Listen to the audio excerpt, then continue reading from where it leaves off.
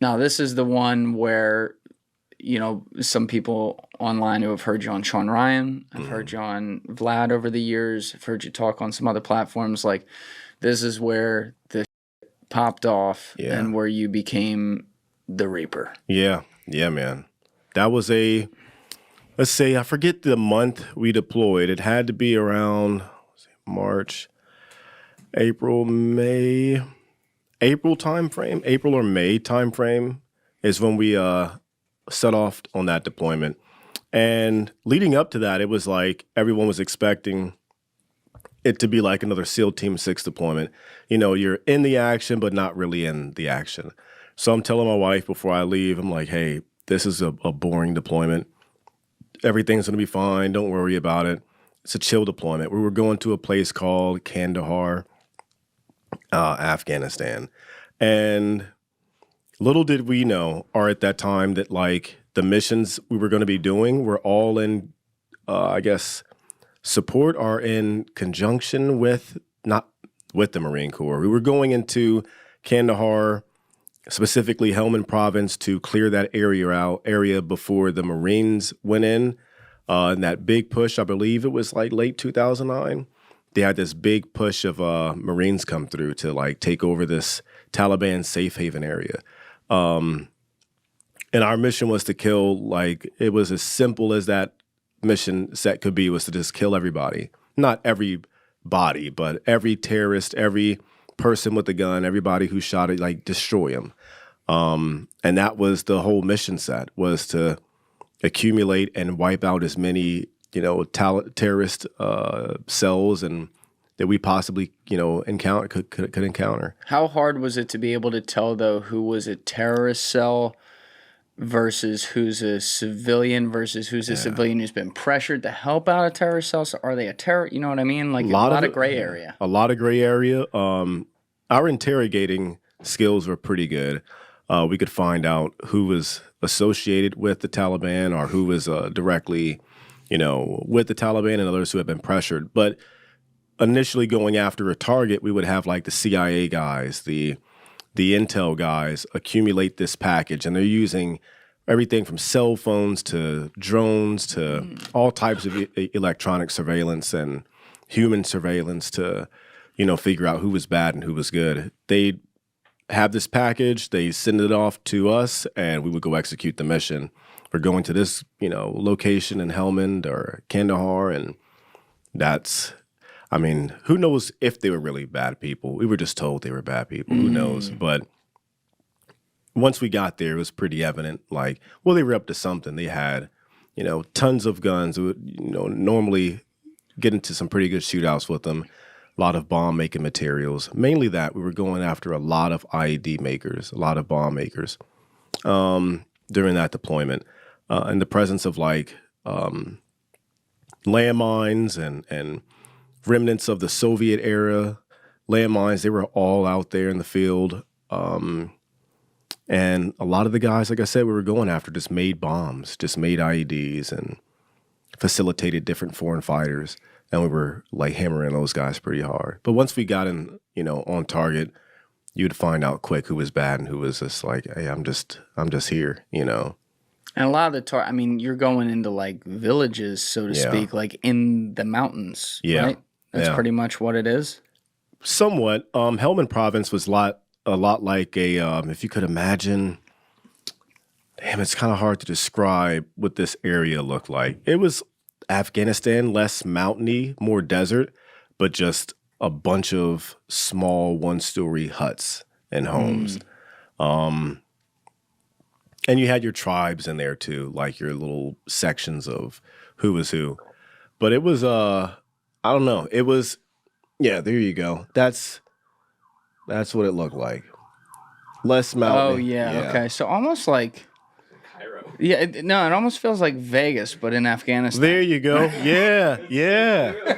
That's exactly what it looks like. Dude, that's good. Now try. That's funny. Helmand, Afghanistan. HELAM or MAND. Yes. So some of it's going to remind you a little bit of the urban feel of Iraq. Yeah. Yep. Okay. That was a brutal place. That was the most deadliest place in Afghanistan in 2009. Why? Why do you think Just that was? untouched for so long. Most of the coalition forces focused their missions and their operations like, what part of Afghanistan was that? Dude, I forget. I know it was not in Helmand province. It was a lot of, it was like a Taliban safe haven at that time, 2009. Most of the coalition forces, their operations were in other regions of Afghanistan.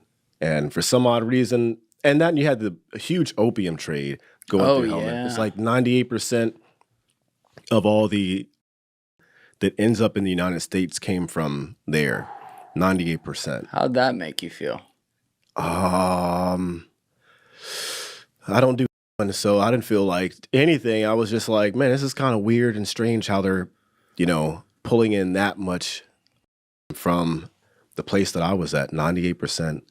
Anybody who in America who's ever done that, it's like it came from that area. And that's how it was funding them. So I was a little pissed that people who were abusing or are using back stateside, I was like, man, you guys are directly funding the war in Afghanistan, like whether they knew it or not. Like that paid for their guns, their bullets, their RPGs, everything. So that was kind of like hard to, I guess digest. And you saw it, like they fought the hardest I've ever seen people fight. Like these guys at Helmand were a different level of beast. Tough guys. How so? Like just like they wouldn't quit. They wouldn't quit, and they were not scared to bring the fight to you. They would definitely bring the fight to you, and they were not, afraid to die. Death was not their concern. I would imagine you captured some prisoners along the way. Oh yeah. Like what would they say? Like, was there something that was just different about them and talking to them afterwards? Yeah. This one guy flat out said like "F you," asking them questions, and after being captured, he wouldn't talk. He was just a hardcore fighter. And most of those guys over there were just hardcore fighters. That's where the worst of the worst went at that time, during that time. If they were not in Pakistan by then, they were in Helmand province. And they were tough, man. Tough. Different mindset. They were just not afraid to die. They were not scared of U.S. soldiers, or they were terrified of our dogs, but that's about it. They look at dogs as rats. So Really? Yeah. Oh yeah. They hate dogs over there. So it was What's the deal? Why the dog hate? I don't know. And everywhere you go in Afghanistan, there's like a stray dog somewhere barking. That's what I'm saying. I always picture the dogs around in these towns. Like, They're rats. They're considered like rats. How we look at rats in the U.S. is how they look at dogs over there. they don't eat them, do they? I don't think so. All right. I don't know. That'd be a bridge too far for me. Yeah. I never smelled cooking dog. Luckily, while I was out there, they ate a lot of chicken and So you know what cooking dog smells like? No. Good answer. Right? In today's society, of course I don't know. Oh my God. How would they even though, like, I think about this all the time because you'll see some of these pictures with soldiers standing in front of the poppy fields. Yeah. And it's just like, holy. But during this time, like, how were they so easily able to get it out of there, considering we have presence? Exactly. I don't know. I've heard weird stories too. I've heard of Please do tell. yeah, like this Marines guarding opium fields at one point. Heard about that. I've never seen them. But I did ask we would be deployed with like sometimes FBI, HRT guys, DEA, and guys from different agencies or whatnot. And I remember asking, or the question got brought up, how is all the getting from these little fields to the United States? And I think they were going through China at one point. They would do their stuff, however they procure opium or poppy, whatever. They would ship it through, I think, China or something. Probably. And from China to here. I'm not sure, but I think that's how their trade went. Weird, but I don't know. But even getting it into China, who's like a geopolitical rival of ours, Yeah. crazy. And yeah, I mean, you're right. That's how, like with the international trade. It's all coming, emanating from there. Yep. It's weird. It's almost like, I don't know, maybe my conspiracy side says maybe we might be facilitating some of that. To what end? To bringing it over. To some, I guess, pharmaceutical grade, but I think other is it's a multi-billion-dollar industry. You know, why pass up on all that money? If I were the government and no one trusts me because of the things that I do, the questionable things that I do, one of the questionable things that I would do is be involved with the drug trade. It's a lot of money to be made off the books, yeah. Tax-free, off the books, yeah. Yeah, and it's also, it has a backstop too, like even in the legal pharma industry, because you look at like the Sackler family and what they did to society. It's the same. It's the same drug. It's right. So whether someone's taken or taken, it's all the same thing. Yeah. One just operates behind the veil of a legalized company. The other one has to be, slide that shit under the table. And now all of a sudden we have this big, crisis going on in America. And a lot of that stuff comes from there. So I don't know. It's weird. It's weird, man. It's weird. But they definitely, they got bank off of it. Oh, yeah. They made a lot of money off of it. And it's supplying a lot of their weapons and, equipment too. But primarily we were going after those guys. And that was fun. It was scary at points, and mainly like the threat of IEDs. The firefights over there, they sucked because it was hard to see like exactly where it was coming from. Afghanistan or Iraq was like some face-to-face, like, hey, 2 feet away, 3 feet away. But then you had the issue of, 1 minute this guy is shooting at you, the next minute you turn your back or you look to see where it was coming from, and it's like, I can't tell who within that crowd was shooting at us. They dressed the same. There's, it was weird in that aspect. But Afghanistan, it was just, it was like fighting ghosts over there, big time. So luckily, being able to work at nighttime, and when we did do our operations at night, not one-on-one, but we would go after very specific groups of people in a very specific location. And if that entire location is deemed hostile, like no one's really going to make it out of that alive. I forget how many. I think we set the record this deployment for the most kills in like a few months. It was close to 2,000. But, oh yeah, we did a lot of damage over there. A lot. Not just it was the Ranger Battalion, not just my platoon. So we got 1st, 2nd, 3rd platoon. Putting the hammer down big time. Whoa. Close to 2,000 kills. That might be on the internet. I'm not sure. Army Ranger. We can pull that up. Oh, yeah. Army Rangers, it's like 1,900 something kills. Something like that. And that's not all by bullets. Like there was a lot of ordnance dropped. We dropped a lot of bombs when we could. Oh, yeah. And yeah. How far had drone warfare come at this point? It was very one-sided. There we go. Oh, yeah. We have the single Ranger Battalion deployment leads to 1,900 terrorists killed or captured, several Valor Awards. The 1st Ranger Battalion's members ran 198 combat missions that resulted in 1,900 terrorists killed or captured in the most recent deployment. And that was for this one, yeah. Mine, we got 1,700. Yeah. It's there's just a bunch of details about that. That one was from like 2019. Yeah, that's the different one. Type in Nick Irving on the end of that. Let's see what we get. You might find, what is that? No, I was going to say, it was the deployment where I got an award for, and that would put Sergeant, you had to put Sergeant Nicholas Irving Valorous Award. It was that deployment, I forget. Valorous Award? Yeah. It's a sick name.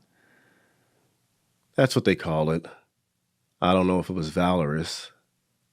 It didn't feel like it at the time. Why not? I just dropped some bombs on people and shot a few people. It wasn't like a big deal at that time. Got it. It was what was that? An ARCOM, Army Commendation Medal, I believe, with Valorous device. Yeah. But no, it didn't feel valorous at the time. It was just dropping bombs on people. Business in a way. Yeah, yeah. But you were, before we were looking that up, you Yeah. were talking about the drone warfare being one-sided. I think it, like back then, they had drones, or we had drones, but it was just for like Hellfire missiles and stuff like that. I never heard of, or mainly surveillance. I'd never believed or heard of a drone like dropping bombs how they're doing now. Or are you talking about the drones where they fly them and blow people up with them? Yeah, I've never, no. That wasn't until like I had a drone way after I left the Army. I had that DG. You were blowing people up after No. I had the one you can buy from like Best Buy drone. Yeah. And I was thinking, man, somebody could strap a bomb to this and Yes. that would be, insane. And lo and behold, that's like all warfare now. Yeah. I would be scared to be in a war with drones. They could do that as opposed to like just being in a gunfight with someone. Right. Big time. I think that's way more terrifying. Because they talk about the George W. Bush didn't have access to those till like the end of his presidency. What? To drones, to call in strikes and stuff. And then he started using them pretty heavily. Then Obama used them and Trump used them, and it's just kind of continued. Like it's a major part of, like maybe the most major part of like warfare strategy these days. Just drop a drone on them. Yep. I don't know. It takes I don't know. I think it definitely changes like the atmosphere of how we fight wars now. And it reduces, I guess, the risk of losing soldiers' lives, but Collateral damage. Yeah, but it's just a weird way of fighting a war, I think. I think it's I'm not gonna say it's cowardly, but it's not. It's just a weird way of fighting a war now. Of a guy can sit behind a desk and just didn't blow somebody up. It's just a weird way of fighting war. But there's no different than being a sniper. It's like, I get the luxury of, if I want, hiding in a bush and, someone has no idea. So it's, and if you ask, depending on who you ask, like back in the Vietnam War, they looked at them as like a coward's way of fighting snipers. Yeah. And even way further back than that, like the Revolutionary War, they were like highly looked down upon. Was it the Revolutionary War where How the far redcoats could they shoot back then? with the muskets? Not too far, but they would hide out in the tree line and pluck people off. From, what was that guy's name? The swamp fox or something like that. Oh, swamp fox. Dude, are you talking about? Oh man. That's the dude. He's one of the three people they based Mel Gibson's character in The Patriot. Got it. I think it is. I think you're right. Was it Swamp Fox? Yeah. Why does that sound so familiar? I might be thinking of. Can we look that up? Swamp Fox Revolutionary War? When you say that, I'm thinking, my mind goes to when I was a kid playing Metal Gear Solid. And there was a guy, I think, named Swamp Fox in there or something.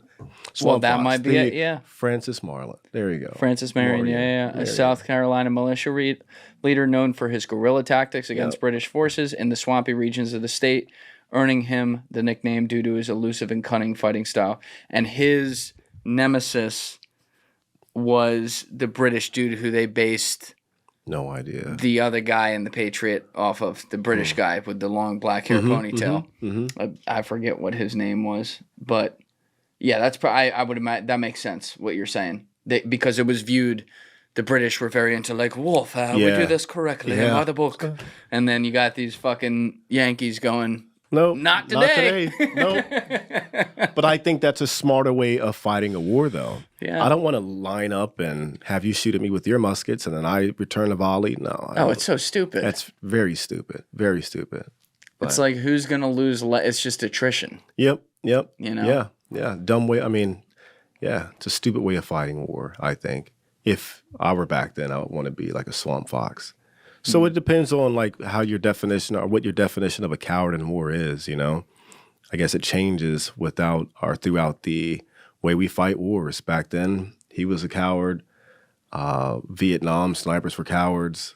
And today we look at drone guys as like, not a coward. I'm not going to say coward, but it's just a weird way of fighting a war. Like you're not there, You can just press a button and use a joystick and life's ended. It's weird, Eventually war may and probably will be like AI. You know, it just gets weird. To your point, you're just talking about the evolution. Yeah. And it's like anything else. As we see new things come on, what's one former generation's cowardly fight is a current generation's only fight. Gotcha. It gets real weird. I feel you. Yeah. Who knows what war is going to be in the future? I hope it's not AI. I hope it's not either. Because we'll lose that. Yeah, I think we'll lose that. But yeah, Afghanistan was I didn't see too much of the drone stuff. We only used drones for like surveillance. Okay. But as far as the fighting goes, it was for the most part, I guess you could say one-sided. It didn't start getting sketch, or I felt like, man, I'm gonna die. Until after like midway through that deployment, we were going after a high-value target. And it turned into like this 5-day operation. Oh yeah. Yeah. And I was lucky to be on that mission, but I also I was way too cocky to be on that mission. Like I probably not gonna say I shouldn't have been on it. I was just the only. Well, it was another sniper team. They just had way less experience than I did during that deployment, and I was the only team with the amount of operations under my belt. So these reconnaissance guys, they were like, "Hey, you want to come do this mission with us?" And they presented me with this problem of if a car was coming down an alleyway straight towards me at like 1,000 yards away, could I shoot the driver? And I'm like, yeah, I can do that. But just no, I knew I could have not done it. I just said yes to go on the mission. And I thought that the odds of that happening were extremely slim. I was like, that's not even going to happen. I don't have to worry about it. And it didn't happen. But that's what allowed me to go on this operation with these guys. And 5-day operation. The first 3 days, I stayed with, we were embedded with a Marine element. They were getting ambushed every morning from this schoolhouse, this abandoned, I'm going to say abandoned, it was a bombed out old school, Afghani school. And every morning these Marines were getting ambushed, and because of their rules of engagement, they had to, I believe, like wait until they got hit before they could start. That's how most of the military was back then. And our rules of engagement were different, you know? And like, can you guys come out with us? And that's crazy that one part of the military has a different rule of engagement than another. Yeah, dude, I first experienced it in Iraq. During a convoy. So the regular Army guys from 10th Mountain, I believe, are 101st or 10th Mountain. They would ride up and down this strip of road, and every day they would do it, they would get ambushed. And their rules of engagement, their SOP, standard operating procedures, were to just blow through it. And they got tired of it. So they came to our compound, and they knew our rules of engagement. They were like, hey, can you guys help us out? So we dressed up like them, put their patches on, rode in their vehicles.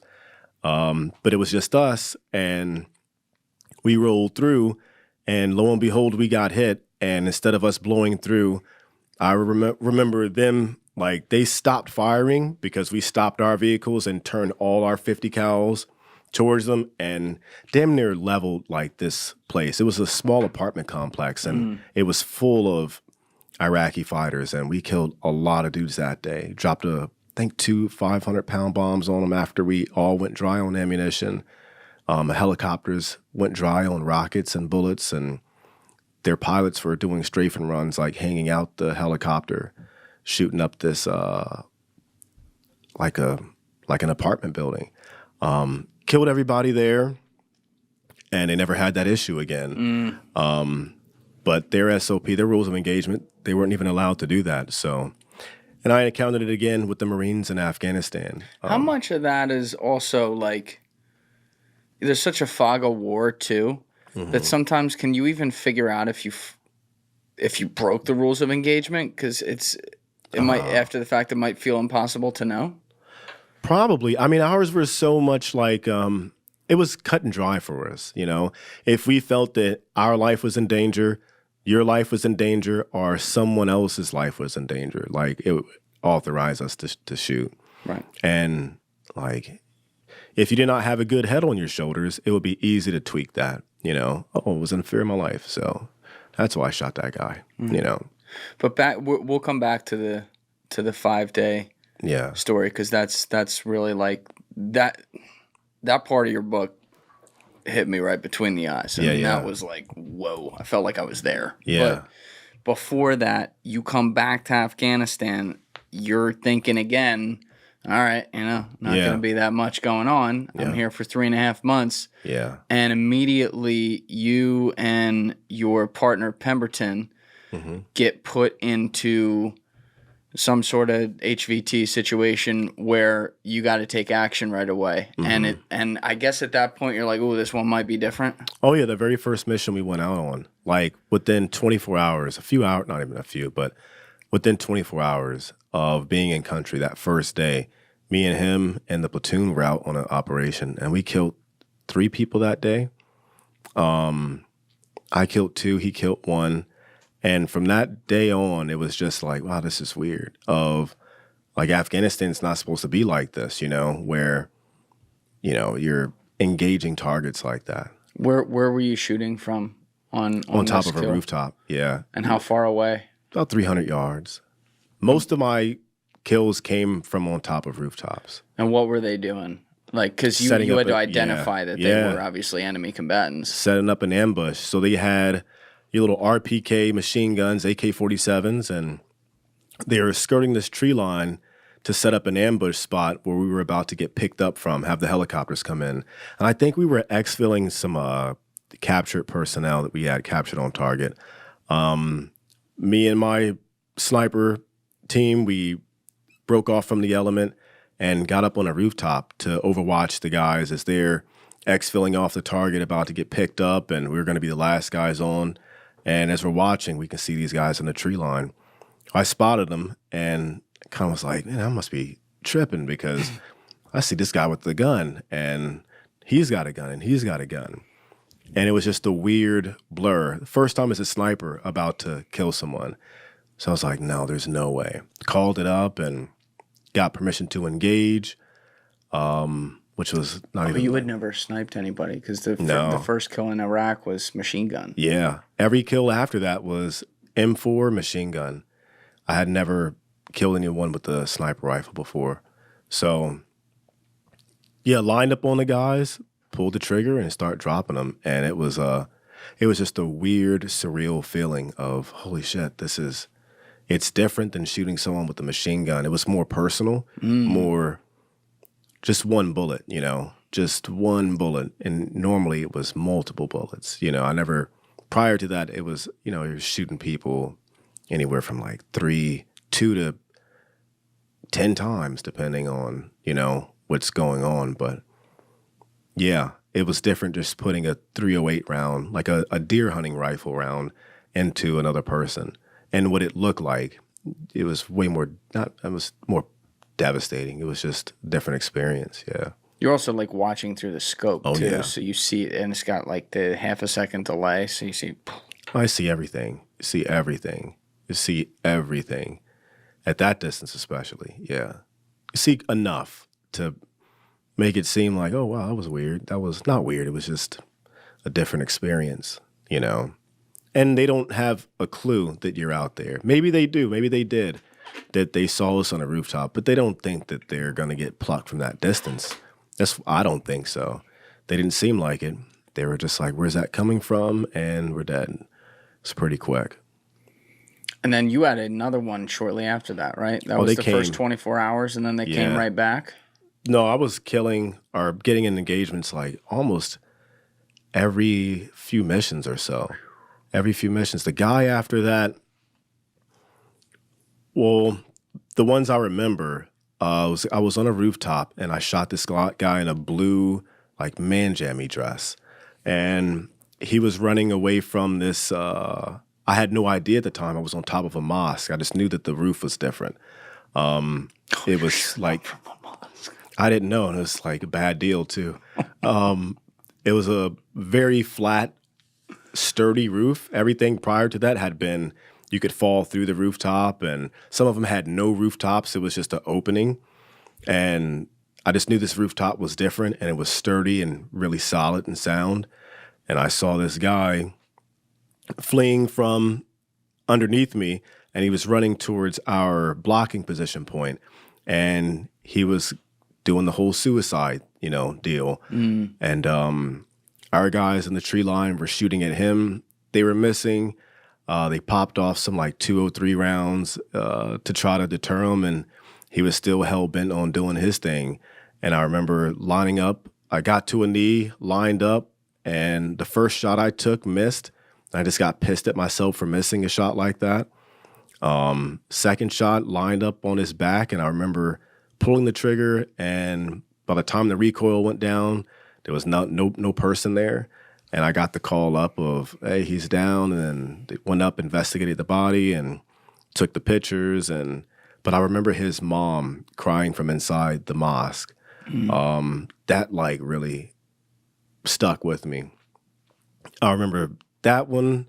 I remember the guys on the rooftop. We were going into, shortly after I killed the first two guys, maybe you're talking about this one. We were going into Helmand Province, and as soon as we stepped foot like within inside the city perimeter, we just started getting ambushed, just lit up from this rooftop. And there were, 3 individuals up on the rooftop, lined up and shooting at a downward angle at our element that's like, we're just trying to march through the city. And they're ambushing us from on top of the rooftops. And I remember me and my spotter lined up, and I go to engage, me and him both, and his gun goes click. It didn't go off for some reason, malfunction. So I just had the opportunity to clean up that rooftop, and that was an experience. That was like the only headshots that I took, because that was the only thing that was exposed. I was never one to like shoot people in the head. It was just a smaller target, and it always moves around. The body's broad, and even for a small Afghan male, they're skinny and frail, but it's enough to, it's different than the head. I didn't like shooting people in the head. But yeah, I took care of those guys on the rooftop, and it felt like every 30 minutes after that, we were getting ambushed. And there's another book that a guy I was on that he became a sniper after I got out. His name is Paul Martinez.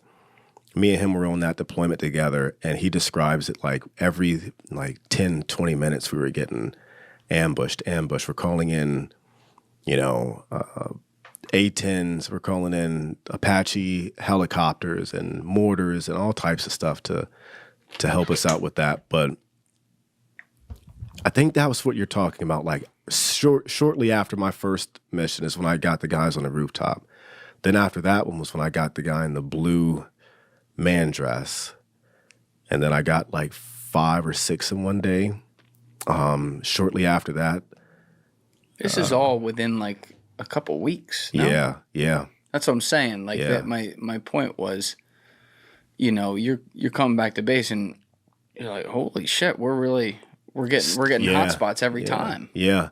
Yep. I'm not a baseball guy, but the first time I had ever heard someone refer to like baseball to me was another platoon sergeant. He was like, dude, you're batting 1,000. I had no idea what that meant.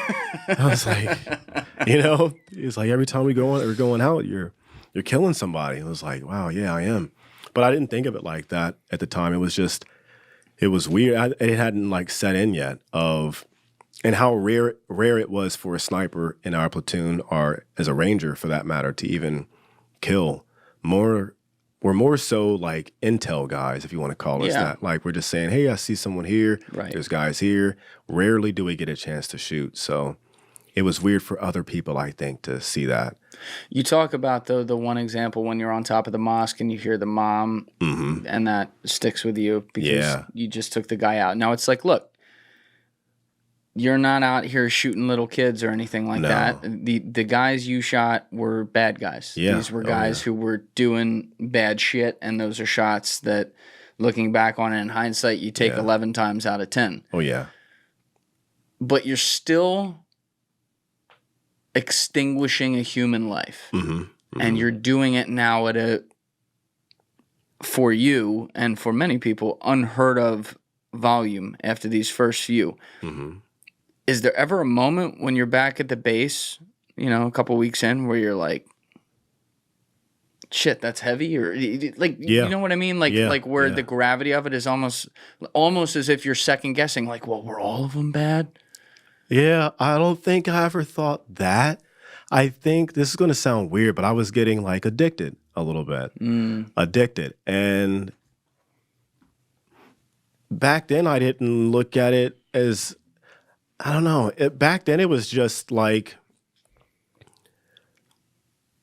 wow, this is cool, you know? And I like it. Maybe too much. And will this stop, you know? How long? Because I didn't want to continue an Army career like for the rest of my life or nothing like that. But at the same time, I also did not want to stop doing that. But that's the only place you can find it or do it was in the Army, continuing to do the job career that I had. But no, I never like thought about how, there's a few times I thought about how heavy it was. And that was just mainly like from bad dreams and stuff. But right after the fact, it was more so of guys wanting to come over to me and look at a picture that, hey, who'd you shoot or what happened? And you know, you have the pictures and you look at the pictures and stuff like that. But it was getting to be a problem, I guess. Yeah. I got in trouble for keeping a picture and hanging it up above my bed at one point. It was the guy in the blue dress, the blue man dress. Is that the guy you'd get the dream about? No, that was the first guy I ever killed with the 50 cal on my first deployment. This guy just had a picture up on my bed. I don't know why. I don't know why, man, to be honest with you. But yeah, I think that's when, I don't know. There's some sort of subconscious there. Yeah. That was the only time it got weird, I guess. But as far as like feeling anything, I always had that roller coaster ride of emotions of joys, excitement, happy, and what are we doing, you know, or what am I doing? What is this for? Like, I'm going to kill this guy, and then tomorrow I have to kill another guy and two more guys after that. It's never going to end. And then you just kind of, I question that. Like, what is this for, you know? Because every time I did, I felt like there was a piece of soul being taken away from me. Like I just carried this strict robotic mindset or emotional state where I'm just like, kill, and no emotion whatsoever. No, it would hurt sometimes, you know, or I felt like a piece of me was taken away. Like, you're taking a life at the end of the day. And the way that I was taking life, they had no idea it was even coming. It was 1 minute he could be talking to his friend and now he's gone. That was that's weird, you know, to comprehend, I guess, at that age or for anybody, you know, anybody. It takes a special certain breed. And I was never like the greatest or best sniper. It was just right place, a lot of right place, right time. But I dealt with my own mental troubles my mental troubles, emotional troubles of when it came to killing. All the other snipers that I've talked to and read about, it's like, you know, no remorse whatsoever. And that's the sniper motto, without warning, without remorse. But guys, if you're still watching this video and you haven't yet hit that subscribe button, please take 2 seconds and go hit it right now. Thank you. I could do the without warning part. It was the without remorse part that I was battling with big time, you know. After the fact. After each kill. When I'm alone in my room, after each one, it was a internal battle of you have to suppress that, man. Like, I would tell myself that, like, dude, you gotta suppress it. You can't, this is gonna eat you up, you know. It does sound to me like, I could be wrong here, but just the way you're describing it, it seems like consciously you were very confident all these guys were actually the bad dudes they were said to be. And some of them you could tell because you could see like they're wearing a suicide vest. Like, that's no question asked. But there might have been, you know, one or two floating around in your head where you're like, maybe maybe not. Like even if it's a small part of the subconscious, it's enough. That 1% is enough to make you think, fuck, this is one thing you want to be 100% on. Oh yeah. You know? Oh yeah. Even if you're told to shoot someone, it could still, some just are, they could stick with you in a different way. I always felt something. Even the bad guys that I shot, like, I knew that they were fighting for something.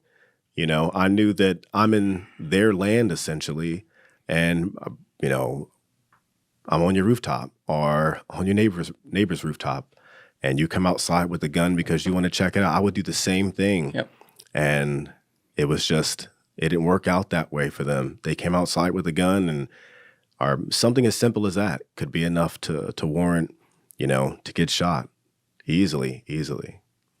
When they start calling you the Reaper? That was like midway through. An assaulter, initials WR. It didn't start off as the Reaper. It just was like, dude, you're like the angel of death. And I was like, yeah, I guess. And my spotter, Pemberton, he's like, oh, like the Reaper, Blue Oyster Cult. And I'm like, what the hell is Blue Oyster Cult? And he's like, the band. And I'm like, no, I don't. No, I have no clue what you're talking about. And he's like singing it to me. And I'm like, don't fear the Reaper. And he's like, yeah, you're like the angel of death, the Reaper. And I was like, all right, cool. And that's where that sick name. Yeah. Yeah. That's where that came from. And then I got back and got into Blue Oyster Cult. You are now? Just that song. Just that song. There you go. You like play that when you wake up in the morning, like the beginning of a TV show? No, it's before I go. The Reaper's awake. Got my morning coffee going. Yeah. No, I put it on a CD, old CD-ROMs, and we had these deployment videos after we came back, and behind, like, we took videos and pictures and stuff, and our little CD had Blue Oyster Cult playing in the background for me and my spotters.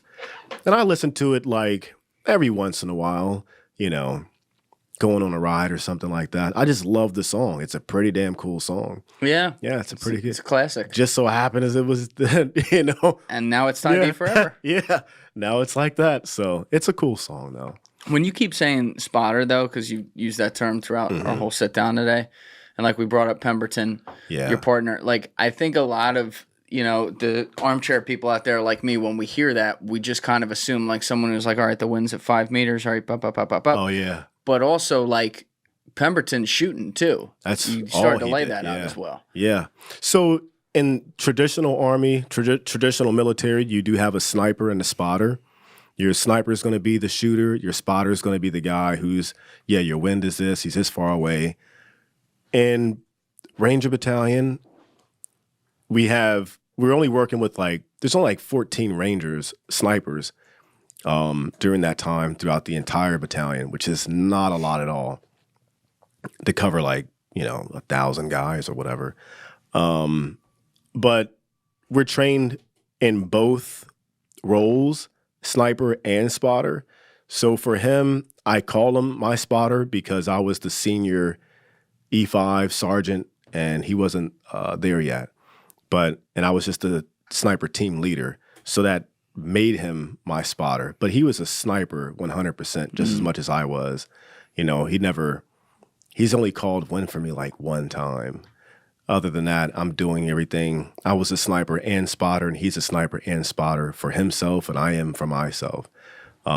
He had 14 kills on that deployment too. Yeah. And then went on to do more than that, his next deployment after the fact. So, wow. Yeah, I was long gone after that, but not long gone. I just got out. And he went on to do his thing. But, yeah, it was traditional. That's what you're thinking. You got the guy who's saying, turn here, look here, right. Wins here. But for us, it's just the title. He was a sniper. I was a sniper. But to assume roles, one of us has to be a spotter. And me being the senior guy, I'm not. Yeah, I wanted to shoot. Right. Yeah. What was that you mentioned it a few minutes ago? But what's the death click thing? I didn't understand that. So when he would pull his gun and once in a while it wouldn't shoot, and then it was as if he couldn't shoot after that. How does that work? Yeah. Had no idea how it worked. I think it was just a dirty bolt. He had a bolt gun, and a bolt gun in the desert. I know we talked about the bolt gun, but bolt guns in the desert, they just sucked a little bit because of the sand and the grit would, if you don't good maintenance or whatever, it could jam your gun up. I'm not sure if that's why his weapon jammed, but there's a bullet in the chamber and you pull the trigger and all you hear is click. You just hear the hammer drop and the pin going for it and nothing happens, no boom. That's the click of death. And it happened that one time and I chewed him out for it and it never happened again. And I was never a guy to chew anyone out. I've only chewed like him out one time ever. He's like the only person I ever chewed out. Not even chew him out. It's just like, dude, don't let this happen again. You know, I need you. That was it. That was it, man. But so what that 5-day deployment though, that was the one in the middle. That was where shit got real. You started to talk about it, but take me there to the beginning of it, like what the mission was and who was all supposed to be on it and where it was again. Yeah. So we're in Afghanistan, Kandahar, Afghanistan. It was all going to be Kandahar, Helmand Province area. And we were tasked to go out with the recce team because they were tracking a very high value target. It was a really high up value target. Wasn't Bin Laden, but he was up there. And he happened to come across our radar and our area of operation. Reconnaissance guys were tracking him through all kinds of different spooky means. And they pinned him to this location. They came and they asked me and Pemberton, could we go on it? Asked if I could take this shot. I was like, yeah, I lied. And I got on the operation and we hopped on a Chinook helicopter. The Chinooks, they have the 2 blades on top and just 6 of us. So it's 4 reconnaissance guys and me and Pemberton. And we're the only guys on the back of this helicopter. And we took like a 35-minute, I forget how long the ride was, flight. Dropped off in the middle of absolutely nowhere. It was just desert field. Did some walking and we had enough, like all with our rucksacks on, everything to last for a week and then some. We get out there, meet up with some, I forget the Marine unit. They were Marine Corps, 1525. 1525. I have no idea how Marine Corps stuff works. But they were Marines and they were having this issue with this school. We linked up with them. They're like, hey, can we stay with you guys for a little bit? We're tracking some target. They're like, who the hell are you guys? We're like, we're in the Army and Spec Ops, Special Operations. They're like, okay. And we start working with them for a little bit for those couple of days. Basically, the reconnaissance guys were setting up their little satellites. I have no idea how they track people with electronics. I just know it was cool and they could find you if you ever have a cell phone. And so me and my spotter, or me and my Pemberton, we had no idea how to do this stuff. So we linked up with their sniper team. And their sniper guys were doing the stuff that I wanted to do in the Army, which is, my entire sniper career, which you put your uniform on, your ghillie suit, and you go live out in the middle of Afghanistan, just you and your spotter, and that's it, away from everybody. So it's, if anything goes wrong, it's just you guys. That was like, remember the movie Shooter with Mark Wahlberg? Yeah, yep. Like that first scene when they're just, they got like they're like blended into the environment and they're just sitting out there completely alone. Like that kind of deal. Yeah, right? when the movie first opens up. Yep, yeah. I was doing that, yeah. Well, the Marines were, they mastered that. This was going to be my first time ever doing that. And I decided to do, there it is, yeah. Yeah, we got it. We probably can't show this, Alessi, to be honest with you, but we're watching it right here. They're like they're underneath like reeds and shit. Mm-hmm. But yeah, sorry, go ahead, man. Yeah. that's the stuff we were doing. And I remember they were like, hey, can you help us out? Every morning we're getting ambushed. And I'm like, yeah. Well, we made a phone call to our commander, and our commander's like, sure, go for it. Help them out. We set out that they gave us some maps, and they're like, hey, we're going to be set up over here. And, you guys set up wherever you can over here. And it was one of the most coolest things I've ever done. We left that night on foot and started like making our way to the city, or this little village area, and picked some lock on the front of a door, broke into their home, silently like secured the home. Nobody was in it. Me and Pemberton set up a urban sniper hide in the kitchen of this person. Urban sniper hide? Yeah. So you have a urban sniper hide. It's just in an urban environment, a sniper hiding location. Okay. Different types of setups you can use it depending on where you're at. Ours was really basic, just punching some holes in the wall and allowing us to see where we want to potentially engage targets, and it allows us to stay inside of a building, not be exposed, and shoot through a little hole that we punched out the side of a wall. Didn't like that position after like a few hours, so we decided to go to the upper level of this little house thing and set up there, and we stayed up there all night long and waited for sunrise. Me, Pemberton, and we had a reconnaissance guy. He had a radio so he can call back to base if anything went down. And that morning, as sun broke, like rose over the horizon, I remember like the city waking up, that little town and village, and you can hear people talking and stuff like that. And I saw the Marine convoy like rolling through this portion of the city I was overlooking. And no shit, a guy pops out with an RPG from around the corner, and he's lined up on this Humvee. And I had been looking at this building. Me and Pemberton were doing a bunch of like, hey, to this building, from us to this building's this far, us to this building's this far. And we had our little sectors of fire, and everything was designated to, if someone came up between me and this Luigi-looking rock, is what we, something like that. I'm like, that's 200 yards. From here to the Smurf house, we just made up names, and that's like 800 yards. And it goes along like that. So if he yells out Smurf house, got a target, I know where to look. Or if he's like Luigi rock, I know it's on this side. Or, so you do it like that. And you got to shoot where he's going to be. If you like, especially if he's in a moving vehicle. Like, no, he wasn't in the vehicle. This guy just popped out from around the corner of the house. I misunderstood that. Sorry. Yeah, the Marines were in the Humvee riding through the city, or through this little village. And when he popped out is when it was like, holy shit, this is really happening. And it was the furthest shot I was going to take, or have taken, since that deployment started. And pulled the trigger.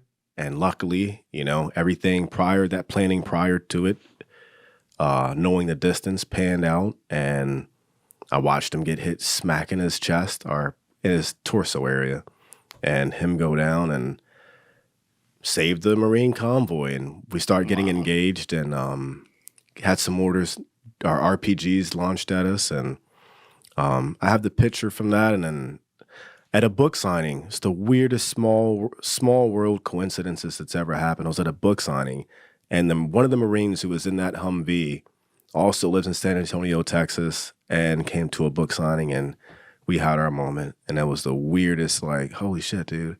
You saved my life. Yeah, but it doesn't feel like that. I was just out there, man, doing my thing. I don't think I saved anyone's life, to be honest with you. I mean, if a guy has an RPG and he's about to aim it at a convoy of Marines, I think that's kind of fair to say you may have saved their life. He could have missed. I don't know, man. Or he could have hit. Yeah. I don't know. It's a weird feeling I don't know. Weird, but shot that guy, and they brought me back his flip-flop. I blew him out his flip-flops when I shot him, or his flip-flop popped off. And I heard that wrong when you first said. oh, what'd you hear?